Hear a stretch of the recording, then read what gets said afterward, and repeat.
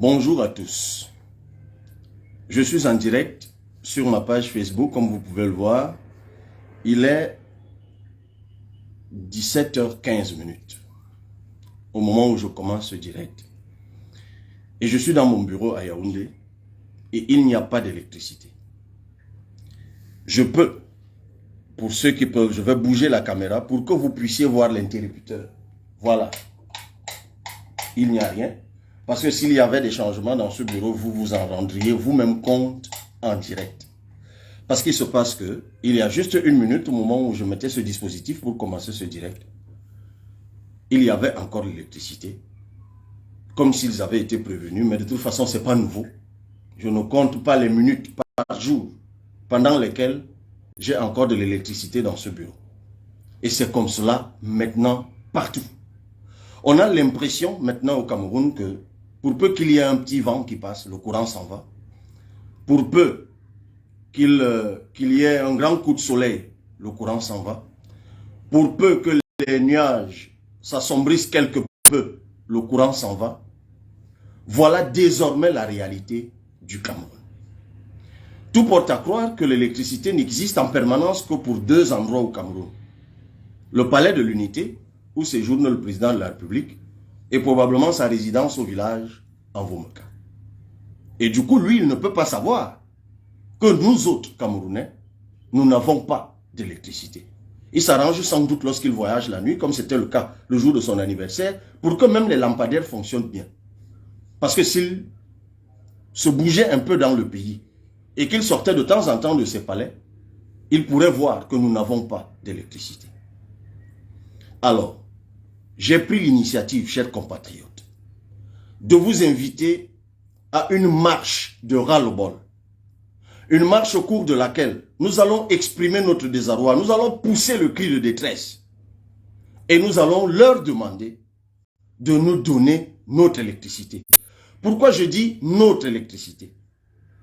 Parce que justement, les raisons qu'ils sont en train de donner maintenant, quand ils veulent bien communiquer, oui, c'est la période d'étiage, il n'y a pas d'eau, ainsi de suite. C'est les mêmes raisons qu'ils nous servent depuis des années, pour autant que vous puissiez vous en souvenir. Sauf qu'entre-temps, que de milliards n'a-t-on englouti dans ce qu'on a appelé des barrages et autres? Mais Mevele, Mekin, Lompangar et tout le reste, Nartigal, tout le reste. Maintenant que je suis à l'Assemblée, je vois toutes ces choses-là passer. Oui. Alors, ce ne sont donc finalement que des éléphants blancs. Et ils vont nous dire, Eneo, je vous invite encore, chers compatriotes, à ne pas tomber dans cette diversion. Eneo est un fonds d'investissement qu'ils sont allés chercher je ne sais où, qui est simplement un vaste comptoir. Moi, je ne connais pas beaucoup de gens qui tiennent des boutiques et qui n'aiment pas vendre ce qu'ils ont dans la boutique. Et puis, de toute façon, c'est leur affaire là-bas. Parce que Eneo ne tienne pas son cahier de charge. Il y a dans ce pays une agence de régulation du secteur de l'électricité qui doit amener Eneo à tenir son cahier de charge.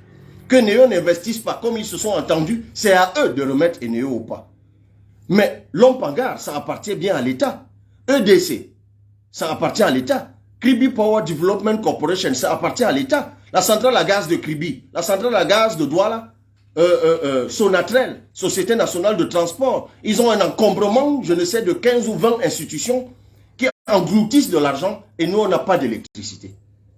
C'est pour cela que nous vous invitons, chers compatriotes, retrouvons-nous le 12 mars 2023 de 14h à 16h sur la terre principale qui est face au stade Omnisport. Nous allons marcher pour demander notre électricité. Je vous invite tous. Mais figurez-vous que désormais, on a l'impression qu'il y a plus d'électricité en Centrafrique qu'au Cameroun. Que le Tchad est plus éclairé ou mieux éclairé que le Cameroun. Des pays qui ont à peine un barrage. Non, c'est juste pas possible. On ne peut pas laisser que ça continue comme ça. Et ceux qui me parlent du 12, parce que nous avons convoqué la marche le 12 mars. Et il y en a, je vois des gens qui me disent, le 12 mars, il y a des élections sénatoriales. Pour ceux qui ne savent pas, je rappelle que c'est environ 11 000 ou 12 000 personnes qui vont voter le 12 mars. C'est-à-dire les conseillers municipaux, les conseillers régionaux, les chefs traditionnels.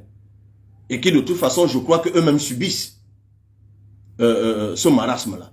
Alors, ils doivent voter toute la journée. Ils n'auront qu'à voter tôt et nous rejoindre à la marche. Et pourquoi nous, on devrait nous empêcher, nous, d'exprimer notre ras-le-bol, notre désarroi, parce qu'il y a 11 000 personnes qui sont en train de voter dans des lieux bien précis. Il n'y a pas plus de 50 ou 60 endroits où ce vote se passe. Ça n'a pas de sens. Alors moi, je veux bien qu'il y en ait, qui chaque fois veulent trouver des sauf-conduits, veulent chercher des excuses, qu'ils laissent ceux qui veulent se lever. Cette marche, ces élections sénatoriales, ne valent pas mieux que les vies, plutôt les morts, les vies qui s'arrêtent et les morts qui s'entassent dans des hôpitaux parce que le courant s'en va, on ne peut pas approvisionner en oxygène, on ne peut pas faire de dialyse, ainsi de suite. Ces élections sénatoriales ne valent pas mieux que le business de la maman qui a son moulin au quartier et qui ne peut pas écraser les condiments. Ça ne vaut pas mieux que le jeune qui est abandonné à lui-même, qui vend ses crêpes, qui vend ses glaces et qui ne peut pas le faire. Ces sénatoriales ne valent pas mieux que nos enfants dont les résultats scolaires ne cessent de décliner parce qu'ils ne peuvent pas réviser leurs leçons. Mais qui paye la facture économique de toutes ces entreprises, de toutes ces industries qui ne peuvent pas fonctionner parce qu'il n'y a pas d'énergie. Et vous me parlez d'élections sénatoriales, oui, le PCRN y participe, mais la marche n'a rien à voir avec les partis politiques. Quand le courant s'en va, il ne cible pas les maisons du PCRN, du SDF, du MRC ou que sais-je encore. Il s'agit d'une cause commune, c'est de nous tous qu'il s'agit. Et on ne demande pas une faveur. J'ai adressé déjà la déclaration de manifestation publique au sous-préfet de Yaoundé 5e. Il lui appartient de nous signer le récépissé. Je serai moi-même devant, avec mon écharpe, accompagné de mes collègues députés de tout parti politique qui voudront se joindre à nous. Nous serons nous-mêmes en tête. Venez nombreux, chers compatriotes. C'est pour cela que j'aborde moi-même le t-shirt. Donnez-nous notre électricité. Et derrière, c'est enough is enough. Trop, c'est trop. Et j'ai tenu à m'exprimer. Et je dis encore au moment où j'arrête cette petite sortie que mon interrupteur, j'appuie et ça ne donne pas. Et je suis en direct. Donc beaucoup d'entre vous dans la ville de Yaoundé peuvent vérifier. J'imagine que c'est le cas un peu partout dans le Cameroun. Mais non, ce n'est pas possible. On ne peut pas avoir moins d'énergie électrique que la Centrafrique, moins d'énergie électrique que le Tchad. Ce n'est juste pas possible. Il faut bien qu'on nous dise un jour à quoi servent tous les milliards qu'ils engloutissent dans leurs éléphants blancs. Nous, on n'en a rien à foutre. Nous voulons l'électricité. Donnez-nous notre électricité. Merci à vous.